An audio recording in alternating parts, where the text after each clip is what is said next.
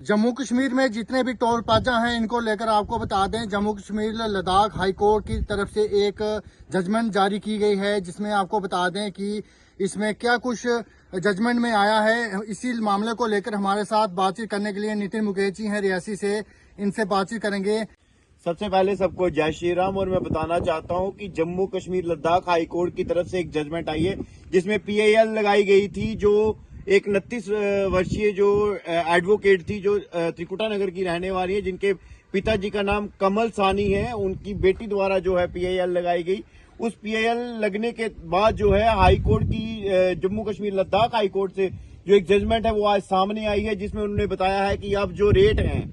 वो 20% जो है लोगों से वसूले जाएंगे। अब लोगों के लिए ये राहत की बात है और एक मैं बता रहा हूं पूरे जम्मू कश्मीर के लिए एक ऐसी बात निकल कर सामने आई है कि किसी एक एडवोकेट ने एक PIL लगाई और उस पे जो है जम्मू कश्मीर लद्दाख हाई कोर्ट की जजमेंट आई सामने, जिसमें उन्होंने कहा जजमेंट में क्या क्या कुछ है, क्या क्या इंस्ट्रक्शन दी गई है, इसके बारे में थोड़ी जानकारी दी। जजमेंट में उन्होंने ये कहा है कि 20% तक जो है आप जो टोल प्लाजा पे रेट है वसूल सकते हैं, और वो भी रेट्स किससे रिलेटेड होंगे। जैसे आपको रोड पे कहीं खड्डे दिखते हैं उसको भरने के लिए हो गया, वाइट साइड पे अगर आपको कोई प्लांटेशन करनी है उन सब के तहत, मतलब ये सब कुछ देखते हुए, जैसे प्लांटेशन का कितना खर्चा आ सकता है या रोड पे पैचेस डालने का कितना खर्चा आ सकता है, इन सबको देखते हुए उन्होंने कहा है कि जो रेट है वो 20% ही वसूले जाएंगे लोगों से। और उन्होंने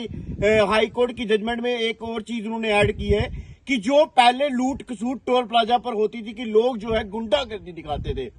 उन्होंने एक गुंडा शब्द भी उसमें इस्तेमाल किया। उन्होंने कहा है कि जो गुंडा वहां पे एलिमेंट वहां पे लड़के खड़े होते थे, अब वो लड़के वहां पे काम नहीं कर पाएंगे। जिसके ऊपर एक पर्चा भी होगा वो भी वहां पे काम नहीं कर पाएगा, क्योंकि साथ में पढ़ते जो भी वहां पे